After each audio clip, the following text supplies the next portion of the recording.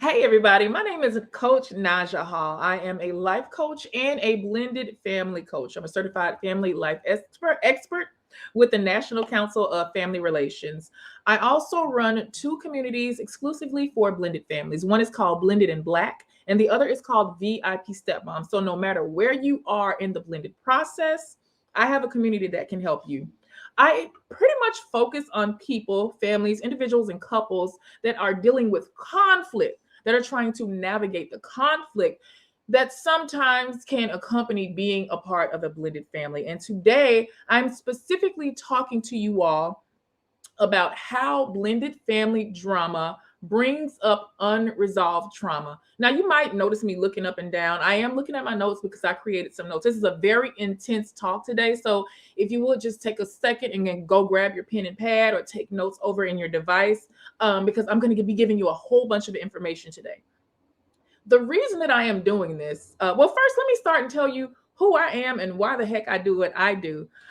About 10 years ago, when I found myself thrust into a family that had experienced the devastation of divorce, many of us call divorce the death of the initial family unit. When I was thrust into this family, I had no clue what that meant. I had no clue what that entailed. And some of the things that I started to experience were all of the things that you see on social media, the things that mama and daddy tell you to stay away from. Oh, you don't want to deal with baby mama drama. You don't want to be a stepmom, the kids. What about child support? What about this father that's maybe in or out? There were so many things that I was apprehensive about. However, the thing that made me stay and the reason that I'm still talking to you guys today is because I encountered a person who became my husband, who was genuinely the best human being, the best relationship to this very date that I had ever experienced. And so, just like a lot of you, I said, I'm going to let love prevail. Love can conquer all. And I think I can do this. I think I can survive amidst the conflict. Your girl probably bit off more than she could chew, like a lot of us did. But I did what any woman does when she can't find the resources for herself or her family is I built. I saw coaches, I saw counselors, I went to the preacher, anybody that would listen. I said, let me try to get any type of advice. I could not understand genuinely at that point in my life, in my personal experience, I could not understand if I'm a good person, my partner's a good person, my partner's trying to do the right thing. Why are we facing all of these hardships? Why are there some people in this blended family unit that cannot be cohesive? Why are they dead set on living in chaos and residing in anger and refusing to co-parent? Why? It took me many years to stop asking why. Took me so many years to stop doing that. And one of the reasons I do what I do is to kind of help you all come to these conclusions a lot sooner. You're really wasting your time if you're trying to understand the whys behind it. Now, it is good to know if you yourself are dealing with a high conflict personality, which is the crux of the work that I do. I help people to kind of navigate and still live really good lives, even though they're trying to co-parent or counter-parent. You'll hear me use that word a lot today with a high conflict person.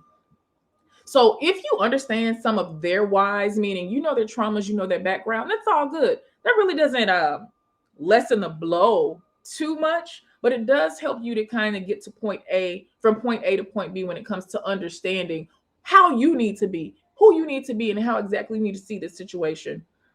Along with this talk today, I have created an ebook. It's about 32 pages, and it is really for people that are really ready to dive deep into not only themselves, their co-parent, their kid, their relationship, their partners, but this entire family system that you're a part of. One of the things that I noticed with myself, and I don't mind telling personal stories, although I am a coach, I find that when I have tried and failed to present this image of having this perfect thing and having it all together, number one, it ain't real. And I'm not able to touch people because it's just not genuine. So my situation is far from perfect. I've just found some really good ways to help me to navigate it. And honestly, and this sounds so cliche, but to help me to become a better person, a more effective wife, partner, entrepreneur, co-parent, and step parent. So again, I've created an ebook. I'm going to share the link with you all below so that you can go and grab the ebook if you'd like very, very specifics, but you can also take notes right along with me. So, how does your blended family drama bring up your unresolved trauma? When we think of unresolved trauma, we think of more than likely childhood trauma. We know that trauma is something that happens as a result of us developing these coping mechanisms. We develop coping mechanisms as a means to protect ourselves. Um, I'll give you an example. When one of my clients was 8 years old, he went to, I believe, is a Catholic school, and he told me, he said, every time I would reach for sweets, the nun would smack me on my hand with a ruler, smack me really hard. And I loved sweets. My mom let me have sweets at home. My granny gave me sweets, but at school, they really didn't want us to have sweets. And so they had a sweets jar. I would reach for it, and they would smack me with it with the ruler. He told me that up until maybe his late teenage years, even early adulthood, something in his mind made him avoid sweets. He had developed a coping mechanism because his brain said, you know what, if I reach for sweets, I'm going to get smacked. So even though I want this thing, even though I have a handle on it, I don't have cavities, I'm not overindulging. Even though I want this thing and it's not bad for me because I have it under control, I have associated a bad feeling or a punishment with it. So I'm going to stay away from it. And I was like, wow. And at this point, my client was maybe in his 50s. I said, do you still feel this way? He was like, now I will have a bag of M&Ms, but I'll still feel really bad about it. And I'll buy them and I'll only eat 5 and throw it away. And I thought about it. I said, that coping mechanism no longer serves you. When you were a boy, for whatever reason, these people thought that it was okay to smack your hand with the ruler every time you reach for sweets. They didn't know that you had a handle on it, that your parents had given you permission. They just knew that these were their proposed rules. And now, all these years later, this is still affecting you. Now, of course, when we're speaking in terms of big trauma, that's not something that we think about is not wanting to eat sweets. But if we look at what this means, this person had a core memory implanted in their mind, which they started to enact for many years throughout their life, undoubtedly probably passing it on to his children, his fear of eating sweets or what happens, or that association of something bad happening when he eats sweets. And I was wondering, I said, how many coping mechanisms, and I'm using air quotes for those of you that are listening to this and not watching, how many coping mechanisms did we have to develop in our very early, during our formative years? How many of those are we still carrying with us that no longer serve us? This thing with the sweets no longer served this man, yet it was still very much a part of him. And so this is something I want you to just take a moment and think about with yourself, and grab your piece of paper or your notepad and jot this down. What are you still carrying with you? What trauma response, what coping mechanism are you still carrying with you that no longer serves you? You're very much adult now. Maybe some of you have had therapy. You've been able to reparent yourselves. You've started to hear in some of your relationships, hey, listen, you probably have had partners that are saying, I noticed that you do this. This is not working for them. And so you found yourself in situations where some of the very coping mechanisms that helped you survive through childhood, so that things didn't hurt as much, are causing you harm in your adulthood. These are the things that we need to put away. These are the things that we need to make a note of and be very aware of. Awareness is one of the first things that you can do to start to acknowledge, recognize, and call out the trauma for what it is. Now, if you have a parent, and you're going to hear me use this word a lot, because a lot of us are so accustomed to calling the person that we have children with our co-parent. Y'all, co represents working together. Co represents a partnership. We have a shared goal. We are moving in a very linear direction. We are doing this thing together. But if the person that you are raising your child with literally refutes everything you say, even if it's good for the child, for them, for you, they're going to refute it. They're not going to go along with it just because it came from you. If this person has shown that they are a detriment to you, your mental health, and your child, you don't have a co-parent. It's very difficult for a lot of people, and men, don't get mad at me for calling you out, but I notice it's very difficult for men to admit that they have a counter parent. Because men, some men, let me not generalize because generalizations can be dangerous. I've seen in my practice overwhelmingly a lot of the fathers have a difficult time accepting that their children's parent, they cannot control her. She is not willing to negotiate or work with him, and she will do things to spite herself and her children just to harm the father. And this does not only go for women, because fathers do this to mothers as well. But right now, I'm specifically talking to the men that are in denial. I don't know if it's this thing with males where the need to feel like you are in control does not prohibits you from admitting that there's a person that you cannot control anymore. And I'm gonna let you guys dig deep with Dr. Tori and your therapist on why you think that. But so that we can get faster from point A to point B to point Z today, I'm gonna say that you have a counter parent. Ladies out there, mothers out there, if your child's father has some of the same if you heard some similarities, you too have a counter parent. So co-parenting, let me just define co-parenting. So just in case anybody out there is doubting me, if you hear this in your co-parent, then you might have a co-parent. But if you don't, we're going to keep going. So co-parenting with a balanced person can be difficult. But trying to co-parent with a high conflict person can unearth old wounds and unhealed trauma. Watching your children or your stepchildren have their childhoods disrupted by their own parent can cause you endless frustration. Now, I did kind of give you some of the characteristics of what your co-parent is, but we are here talking about progressive healing.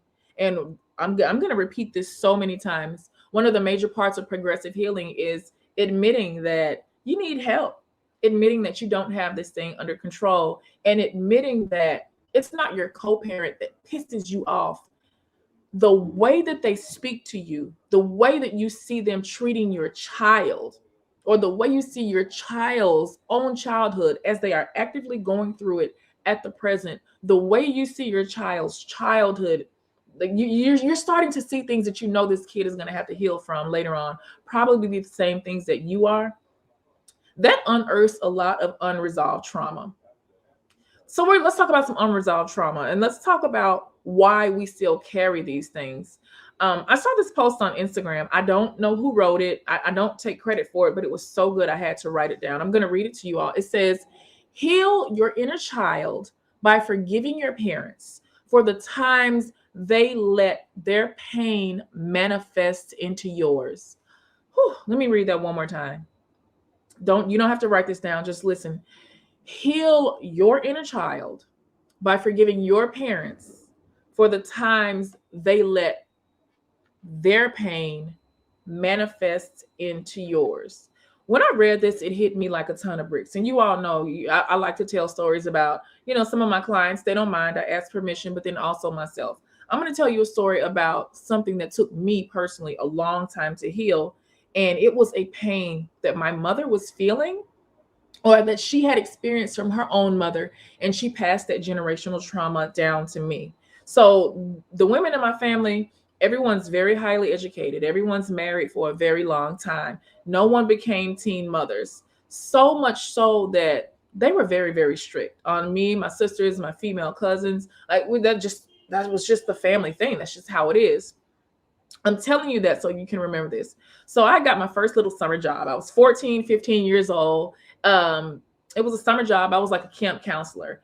And I was never allowed to talk to boys on the phone during the school year. I couldn't have like guy friends. And if I did, I wasn't a sneaky child because I was very much studious, very much in the books. And I was also afraid. Honestly, I was afraid of my mama and what was going to happen. And so there was this little boy. I'm going to call him Kenny.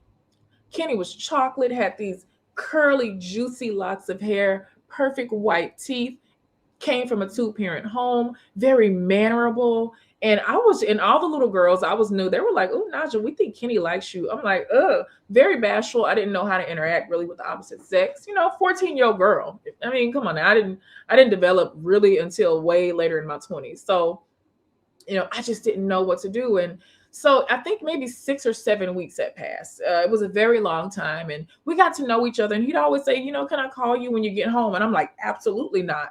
You can never call me." So we kind of became like boyfriend, girlfriend while we're at work. It was the cutest thing. Like, we never kissed. We never did anything like that. We were 14. And we were getting ready to start back school. This summer camp job was ending, and he was like, I know I'm not going to see you anytime soon. Maybe I'll make some friends at your school so I can pass them notes." There was no internet. I think AOL wasn't even a thing back then. I'm kind of aging myself. And so I was like, "Okay, I'm not going to see you anymore." And I really, really liked this dude. I did not know what to do with these feelings because I was not able to talk to my mother about that. Because if I told her that I liked a boy, I would have gotten in trouble. Like, straight up. This is just how things were done. And so I had these feelings. I didn't know what to do with them. And so I just, had little girls at the camp to help me figure it out. Looking back, thank God, this was a good kid. This was a good little boy, because he probably could have taken advantage of my naivete. So he was like, "Camp is ending." He was like, "Can I have a hug?" And I was like, I really wanted to. And I was like, "You know what? Yeah." So we gave a hug. And when I tell you, it was one of these, it was a kid hug. We weren't pressing our bodies up against each other. It was so innocent. And he was like, bye. And he didn't say "I love you" or anything like that. But I was really sad. Y'all, the next thing I know, I went from feeling feelings of bliss, sadness, like, "Oh my God, this could have been my first little love." I saw my mom parked at the corner, and I saw her looking out the steering wheel. She used to pick me up from work every day. Saw her looking out the steering wheel. Her eyes were fire red. And I'm not really going to say what happened when I got in the car, but she saw me. She saw me hug that boy. But by the way she was acting, by the way she reacted, you would have thought that we were slobbering each other down, and we were out there stark naked doing the do. Like, this was literally a hug, not even pressing bodies up against each other, from a little girl and a little boy. By the time we got to mom and dad's house, back to my parents' house, my father knew, grandma knew, all my aunties knew. I felt like I was the shame of the family. And mom gave me the whole spiel again about, "What did I tell you? We don't bring babies home. If you're going to go out and you're going to get pregnant, you're going to end up like your dad's side of the family. You can't stay here. You can go over with that little boy, but this will never happen again. And how dare you? And what else are you doing?" I mean, it was to the point to where this was traumatizing for me, y'all. I'm wrapping this story up, but I'm trying to paint the picture of how deep trauma can go and how it can stay with you from the time you're 14 all the way up into your 40s. And so mom, and we went through this whole thing. Everybody in the family was calling me like, "Oh my God, we're so disappointed in you. What have you done? We don't want you to get pregnant." I was like, I didn't think you could get pregnant from a hug, but okay. My mom called a meeting with the bosses at this summer camp job. She wanted to meet the boy's family. And even the boy's family was like, "It was just a hug between kids. Like, you need to calm down, lady." Whew. So I kept that with me. I never really saw that boy again. I think he and I actually might be Facebook friends now. And I wonder if he remembers his story. I never really saw him again. But that instance never, ever, ever left my mind. So, I grew up, graduated from high school, graduated from college. I remember being in my mid-20s, and one of the guys I was in a relationship with, one of my guy friends, he was like, "You freeze up, you tense up every time I go to hug you." Now, I'm not saying that I had not experienced intimate relationships, but there was something cut off in me to where I could not enjoy the gamut of feelings and freedom and happiness that comes along with intimate relationships. I was just kind of going with the flow because I knew, the mechanics of it. But as far as my mind being open, that day, you all, when I was 14 years old, when I got in that car, that was it. That solidified who I was going to be and how I was going to interact with the opposite sex. For me, that was something that was so detrimental and so harmful that it took years of many relationships and many guy friends telling me like, hey, you kind of tense up, you're not that affectionate of a person. And I finally one day realized, finally, maybe in my 30s, I was like, Naja, you are not going to get in trouble for hugging anybody. You are a grown woman. You can go and this is your body. You have autonomy over your own body. You can handle these things how you want to. Now, the fact that I was able to tell myself that meant that I was aware of where the trauma came from. So that means it was a little bit easy for me. A lot of us sometimes are operating from places of trauma and we don't remember exactly where it happened, or we've disassociated from the event or the people or a series of events that made us develop these coping mechanisms. So that does take some thinking on your part, some soul searching and some digging, working with professionals to try to get to the root, try to get to the core of that. But in this particular instance, I knew why I was doing it. That meant that now, because I knew the root of this trauma, I knew where it started. I knew the doggone day. I knew the day that my brain said, hugging boys is dangerous. Feeling these types of feelings can be dangerous for you. You don't want to be a teen mom. You don't want to have a life of poverty. Like all these things that were being these are the things that I was taught. And a much respect to anybody that has made it through those hardships that I just mentioned. But the way that it was positioned to me when I was growing up was, this is a thing that it will harm you. And so I didn't want to to duplicate any of that stuff. And so the fact that I was able to identify where, how, when, and whom started implanted this trauma in me really helped me with doing the work to fix it, to heal. I had to forgive my mother. And the reason that I was able to forgive her is because I knew where she got that from. She got it from my grandma. These women, and these are Black women that are from the South, Mississippi. My family, as far as I've been able to trace their lineage, we started on doggone plantations. I've not been able to trace my lineage, and everybody knows why, beyond that. And so if I look at the intergenerational trauma and what happens when a Black body, a Black woman had a baby, that meant her child was immediately going to be ripped from her and sent into servitude. One of the greatest crimes against humanity. My grandmother's mother's mother passed that down to her. Don't have a lot of babies. You don't want to have any babies because this is what's going to happen. Then my grandma came. And then grandma passed it down to mom. And mom, not even knowing why she was passing this message down to her daughter. She didn't know. She was not able to identify. This is intergenerational trauma, but this no longer serves us because we can afford to have children. We are getting our kids educated. There are contraceptives here. Things are different now. Our children are not sold into servitude. But do you see how deep trauma goes in our parents' pain trickles down into us and matriculates in different ways and manifests throughout our lives? It goes real deep, y'all. So I was able to easily forgive my mother because I know these are things that were directly taught to her from women that wanted to love and protect her. And so I forgave her. I let her pain manifest into mine. And I forgave myself for doing that because I realized at that point I didn't have any sort of control over that. And so I told y'all this is going to be kind of a lengthy story. Now I was going to wrap it up, but I get very loquacious. But I think you probably got some tidbits out of that story.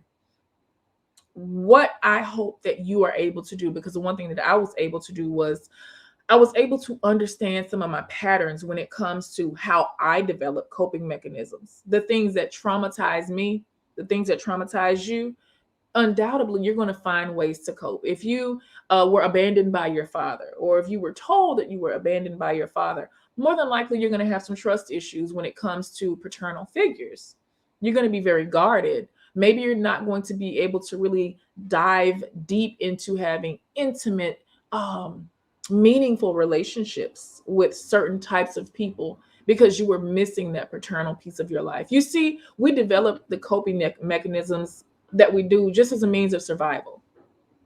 So understanding the patterns that you develop is a great thing to do. When you identifying your traumas is also that's something that I mentioned, and identifying your conflict resolution abilities. So a lot of the work, as I mentioned, is that I do is working with people that are in high conflict co-parenting, counter-parenting situations. One of the things that happens when you have a high conflict co-parent is, and you are averse to that, is you tend to go back to a childlike state. Now, some people are just going to fight to the death, meaning you're high conflict, they're high conflict, we're going to go to war. However, if you're a person that is watching this and you've stuck around this long, I have a very strong feeling that you don't like conflict. You don't want the drama because it makes you feel uneasy. It does something to your nervous system that puts you back in that childlike state. You go back to lizard brain. It makes you shut down and freeze, and therefore you are ineffective. If you know this about yourself, or if something I said kind of rings a bell with you, then this is what I'm about to say next is very important for you. If you recognize that you shut down or you have these same very similar patterns to that when you're facing conflict with your co-parent, one of the first things you can do is identify why.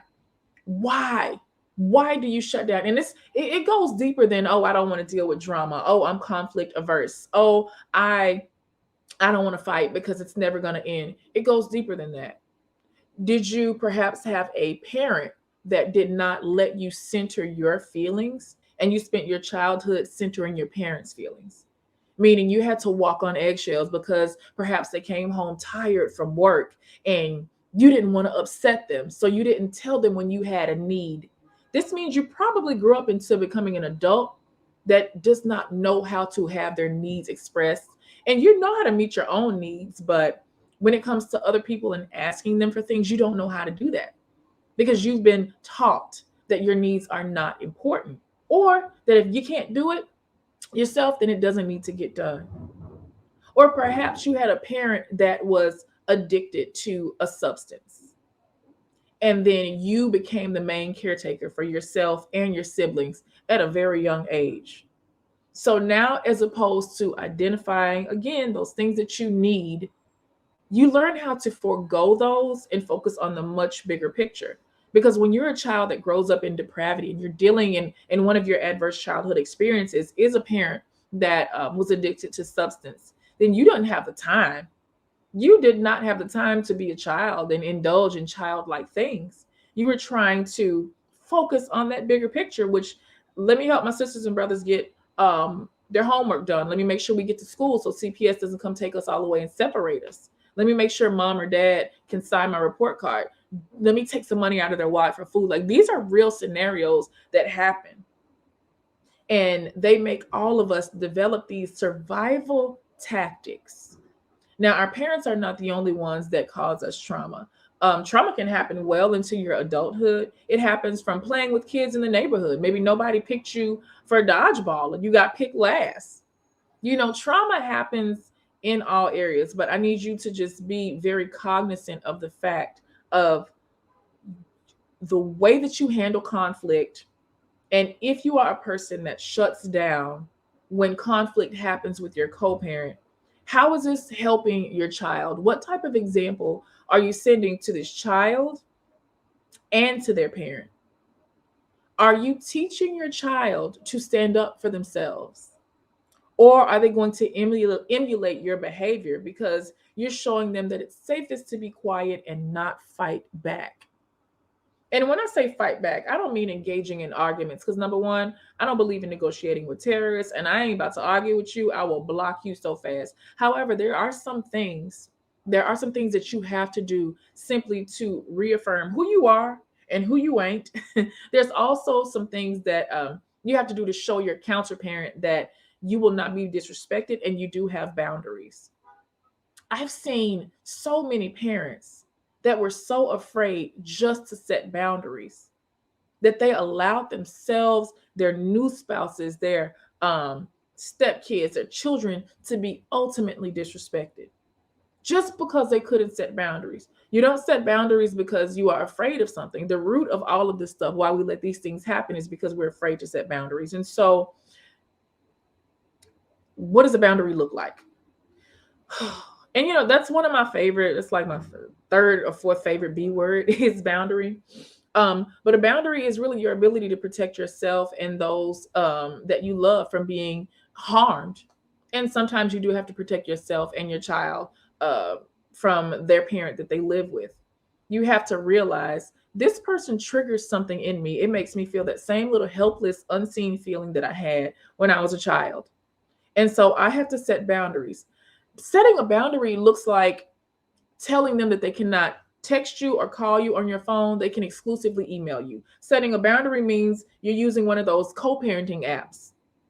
And by the way, if you use one of those co-parenting apps, a lot of the contents of them are admissible in a court of law. So you might want to get on that. Setting a boundary looks like saying, hey, if you don't have the child here for the drop off at 6 o'clock, at 6:05, I'm going to file a contempt charge and we're going to have to go to court. That's what setting a boundary looks like. Setting a boundary is if your co-parent starts to call you and they are going off yelling and cussing and everything, saying everything except for the stuff that you need to know about the child. Setting a boundary is I'm not going to engage in this conversation anymore. Text me when you want to talk about our child. Click. That's not rude. That's protecting yourself. There's nowhere in the rule book, anywhere that I've ever seen, that accepting abuse is a part of being an effective parent. There's literally not one piece of literature that you will see that speaks to anything like that. If you notice that you do revert to a place of fear when you're dealing with your counterparent, now is the time to start doing some sort of work. Fear can matriculate in so many areas of our lives. And if we're not cognizant of the effects, then it really will hinder your relationship with your spouse, with your child, and most importantly, with yourself. What happens is every time you allow yourself to be impeded upon and your boundaries crossed and disrespected, you feel smaller and smaller and smaller and more helpless. You feel unseen and you feel as if your power is dissipating. The thing that happens if this continues is that feeling becomes true. That feeling, and I always say feelings aren't facts, but if we allow ourselves to lean into these feelings for a very long time, which is why I feel like depression and anxiety are two things that are so rampant in our culture today, is because we're leaning into these feelings and we're not doing anything about them. We're not being proactive. So if you're noticing that you're leaning into that, you can possibly stay for too long. I'm going to give you some quick tips really quick, and I'm going to just wrap this up. So if you feel like any of this is speaking to you, some of the things that you can do, number one, practice self-care. Self-care is a must. And self-care doesn't look like an expensive spa day or going on a vacation. Self-care is I am turning my phone off. I am going to create a filter for my toxic counterparents, email messages, text messages. I'm creating a filter and I'm only going to check this email once a week. That is self-care. Self-care is also going to get your nails and hair done because those are things I just absolutely love doing. Next, most important, develop the habit of aligning your expectations with your reality. I'm going to say that again and write this one down. Develop the habit of aligning your expectations with your reality. If you are expecting that your co-parent is going to show up on time and give you a note about everything that happened with the kid and let the kid call you and it's going to be all hunky-dory, and if you're expecting that, but your reality for the past 10 years has shown you that they ain't showing up at all, they're not going to send the kid with a coat. They're going to send the child upset if they do allow you time with your kid. Do you see how if your expectation does not align with your reality, you are literally foregoing your ability to choose happiness? You can still be happy and have like a little sucky reality. I mean, if that's your situation, it sucks, but just imagine how constantly disappointed that you feel when your expectations, I expect them to not show up today. The reality is they ain't showing up to this pick up and drop off. I ain't getting my kid. Just imagine if that aligns, how much more you can get done. You get to practice cognitive flexibility and radical acceptance. meaning, okay, cool, this is not happening. Let me go find something else to do. One of the last tips I'm going to give you is to focus on mindfulness and tools to kick that high conflict person out of your head. They should not be able to reside in your space. This means you have to develop the habit of not speaking about them. Out of sight, out of mind. I remember I had this couple at the very beginning of my practice, and the wife would lie in bed and she would get so upset with her husband about the things that his children's mother would do. But they were in their marital bed. So instead of doing what married folks do, they are worried about what this woman did. And she would talk about it. And he said, Naja, I think I have to talk about my ex more than I want to. She makes me think about her more than I want to. So practicing mindfulness sometimes means shutting your damn mouth, finding yourself something else to focus on, and using a stop word. If you're noticing that you focus on these things that make you feel helpless and small and take you back and agitate your nervous system, my stop word is girl bye. And by the way, that's the name of my book series, Girl Bye by Naja Hall. Go check it out on Amazon, shameless plug. But my stop word is when I start to ruminate. You know, the rumination is basically when your mind takes you into la la land. It starts off with one thought and you end up in Timbuktu, and it's not necessarily healthy. One of the best mindfulness techniques that you can practice to regain control of your thought and your thought pattern is snapping yourself out of it and saying, "Oh, girl, bye," or just call your name or just stop. So those are just a few of the things that you can do. Like I said, this talk does coincide. I do have a collaborative ebook that I've created. The link will be shared down below. You just grab that ebook and go to town. There's so much good content in there.